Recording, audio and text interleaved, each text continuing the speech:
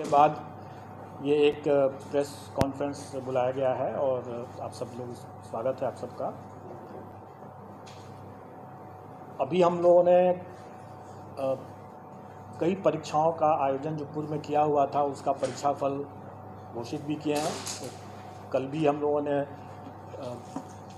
3 परीक्षा फल का घोषित किया है। एक लंबित पुराना छोटा सा मामला था उसका भी परीक्षा फल घोषित किया है।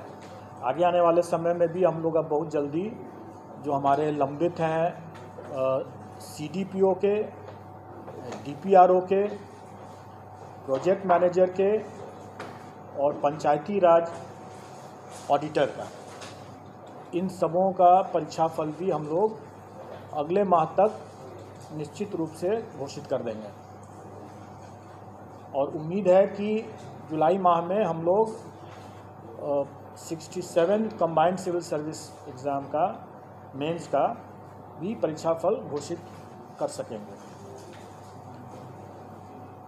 ये हमारे जो पुराने जितने हम लोग परीक्षा लेते रहे हैं जो ले चुके हैं उसका परिणाम परीक्षा फल के बारे में मैंने बताया। अब एक नया टास्क मिला है BPSC को सरकार के द्वारा। आप सब लोग अवगत हैं, वो अध्यापक नियुक्ति के लिए अनुशंसा भेजने को। इसका हम लोगों ने पाठ्यक्रम और परीक्षा के संरचना के बारे में अपने वेबसाइट पर प्रदर्शित कर दिया है और मैं समझता हूँ कि इसको लेकर के कुछ संशय आप लोगों के भी मन में होगा और अभ्यर्थियों के भी मन में होगा और मैं चाहूँगा कि आप लोग भी प्रश्न पूछें और उनके बाद अगर कोई संशय है तो मैं कोशिश करूँगा कि उसको दूर करूँ। कुछ जानकारी मैं दे देना चाहूँगा ताकि आप लोग प्रश्न अगर पूछेंगे तो आसानी रहेगा। उसके बाद टोटल पद जो है वो प्राथमिक विद्यालय के लिए 79,943 है, जिसकी अधियाचना आयोग को प्राप्त हुई है। 79,943। उसके बाद माध्यमिक विद्यालय के लिए 32,916, 32,916।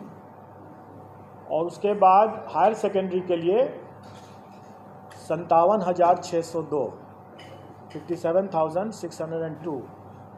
टोटल होता है 1,70,461, 1,70,461। आप लोग भी टोटल कर लेंगे।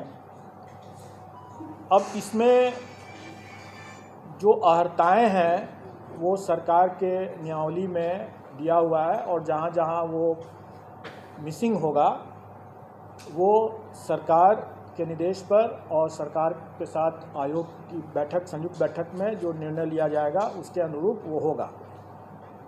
और वो विज्ञापन के समय जब निकलेगा 1-2 दिन में मैं समझता हूँ कि विज्ञापन भी हम लोग निकाल देंगे। वैसे मैं बता दूँ मोटा मोटी तौर पर कि प्राथमिक विद्यालय के लिए जो न्यूनतम अर्हताएँ होंगी वो inter pass plus CTET plus diploma in elementary education या BEd अगर किया हो तो वो होना चाहिए। माध्यमिक विद्यालय के लिए graduation plus state STET plus BEd और हायर सेकेंडरी के लिए पोस्ट ग्रेजुएशन होना है और स्टेट और BEd होना है। डिग्री मतलब graduation plus state plus BEd।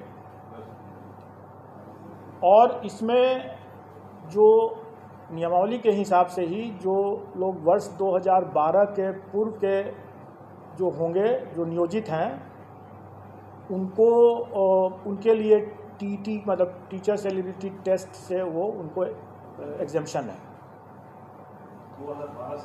हाँ, तो ये हुआ। उसके अलावा फिर एज रिलैक्सेशन भी है उन लोगों के लिए। वो सारा चीज़ नियमावली में पहले से दिया हुआ है, वही चीज़ विज्ञापन में हम लोग रिपीट कर देंगे।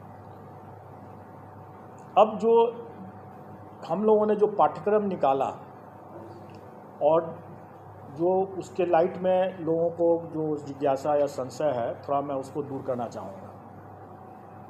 पहली बात कि ये लोग प्रश्न पूछ रहे हैं कि परीक्षा एक ही दिन में होगा, एक दिन से अधिक में होगा, तो हम लोग आवेदन जो मांगेंगे वो इन सभी पदों के लिए एक साथ मांगेंगे, एक ही आवेदन होगा। मतलब कहने का है कि एक कैंडिडेट अगर वो योग्य है तो वो प्राथमिक के साथ साथ वो हाई स्कूल के लिए भी और हायर सेकेंडरी स्कूल के लिए भी, तीनों के लिए वो अप्लाई कर सकता है। एक साथ अप्लाई एक साथ कर सकता है। और जब हम अप्लाई करने की जब हम उसको सुविधा देंगे, क्योंकि उसका हक भी है, अगर वो योग्य है तो तीनों में अप्लाई कर सकता है, तो स्वाभाविक है कि हम उसको तीनों के लिए परीक्षा में उत्तीर्ण होने के लिए भी हम उसी हिसाब से परीक्षा की तिथि को रखेंगे, ताकि अगर वो योग्य कैंडिडेट है तो वो तीनों परीक्षा में अलग अलग तिथि पर वो भाग ले सकता है। अब हम आते हैं पाठ्यक्रम के बारे में।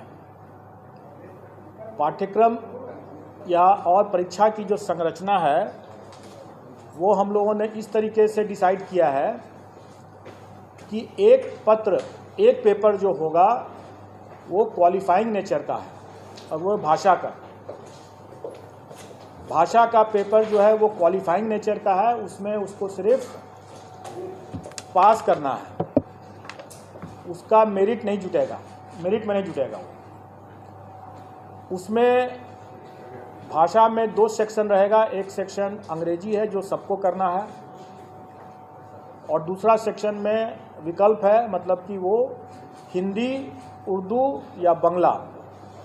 क्योंकि हमारे पास जो पद आए हैं प्राथमिक में, उसमें बांग्ला के लिए 148 पद है, उर्दू के लिए 12,729 पद है, और बाकी जो प्राथमिक के जो बाकी हैं वो सामान्य मतलब हिंदी के हैं। ये जो क्वालिफाइंग वाला जो मामला है, जिसमें 25 मार्च का अंग्रेजी, मैं आपकी जिज्ञासा को जल्दी ही शांत कर दूंगा। 25 मार्क्स जो रहेगा वो, और सभी एग्ज़ाम जो हमारे हैं वो MCQ बेस्ड हैं, मतलब कि ऑब्जेक्टिव टाइप के हैं और मल्टीपल चॉइस क्वेश्चंस रहेंगे। और क्वालिफाइंग नेचर का जो पेपर भाषा का है उसमें अंग्रेजी 25 नंबर के रहेंगे, 25 प्रश्न, और हिंदी या उर्दू बांग्ला जो रहेगा वो 75-75 का रहेगा। उसमें से कोई एक चुनना है उनको। मतलब टोटल 100 नंबर के 100 प्रश्न रहेंगे, और पूरे पेपर में उनको 30% मतलब कि 30 नंबर न्यूनतम लाना होगा, तभी वो पास करेंगे, नहीं तो वो परीक्षा से, प्रतियोगिता से बाहर हो जाएंगे। इसमें जो लोगों को जो जिज्ञासा है कि पहला कि क्या 30% अंग्रेजी में अलग और हिंदी में अलग लाना है, तो ऐसी बात नहीं है। संयुक्त रूप से उनको 30% लाना है, मतलब 30 नंबर लाना है। लेकिन मेरा ये मानना है कि ऐसा नहीं हो सकता है कि कोई शिक्षक हों और वह सड़क पर अगर चल रहे हैं और सड़क पर जो रोड पर जो साइनेजेस रहता है वो अंग्रेजी में भी रहता है, तो उसको न पढ़ सकें, वो शिक्षक क्या हुए? जो राह चलते हुए जो रोड के जो साइनेजेस है उसको अंग्रेजी में अगर लिखा हुआ है तो उसको भी न पढ़ सकें, तो क्या वो अच्छी गुणवत्ता के शिक्षक हुए? इसलिए हम लोग प्रश्न के स्तर को हम लोग इस तरह से रखने का कोशिश करेंगे कि हम उनको, अंग्रेजी ज़रूर सरल रहेगा, कठिन नहीं रहेगा।